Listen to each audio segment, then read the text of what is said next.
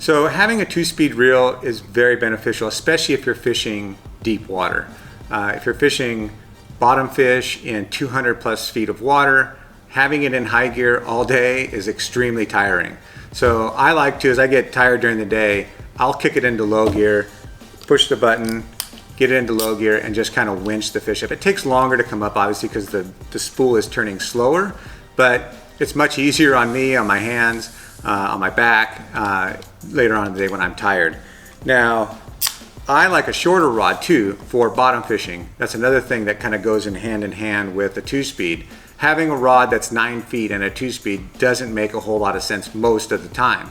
But if I'm rock fishing or I'm bottom fishing in deeper water and I have a lot of weight on there, and then you add a couple fish onto it as well, that's a lot pulling on you. The longer the rod, the more it pulls on you. So I like to fish a 7 to a 7/6 rod, usually a medium heavy to a heavy, something like that. And that fits a 2-speed and makes sense for a 2-speed.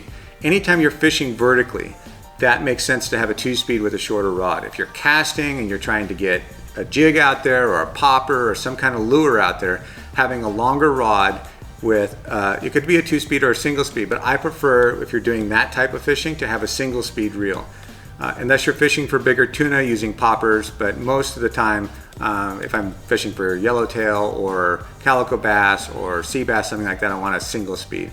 But the 2-speed definitely has a very important part in my fishing, especially when deeper water.